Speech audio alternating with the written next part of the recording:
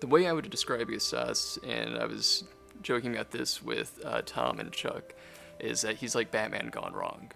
Whereas Batman was somebody that was hit by this tragedy and left to his own devices and left to fend for himself and used that to become what everybody knows as Batman. Gestas was somebody that, in that same situation, took it to the other extreme and made it so that he would never have to rely on somebody else. So he made himself the best he is and best he can be at survival and doing things for himself.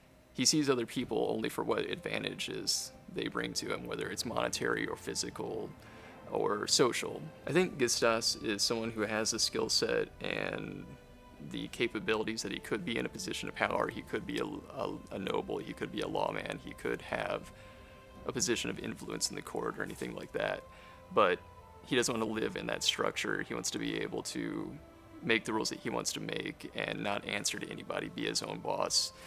And knowing the relative impossibility of him being the only person that wouldn't have a boss and answer to nobody, say the king, he wants to get the next best thing and be the king of his own world, which is why he leads that thieves' den in kind of the subterranean world, and he's ruler of that court. Yeah, originally my interest with coming into audition for the warrior character and in the Magehaven is because I love fantasy. Most of my favorite books are things like American Gods and the Kingkiller Chronicles of Patrick Rothfuss. Really love the Night Angel trilogy by Brent Weeks, and I've always wanted to do a fantasy piece, and then I saw, oh, they need a warrior. But while I was here, I did a read for the character Gestas and actually really enjoyed that.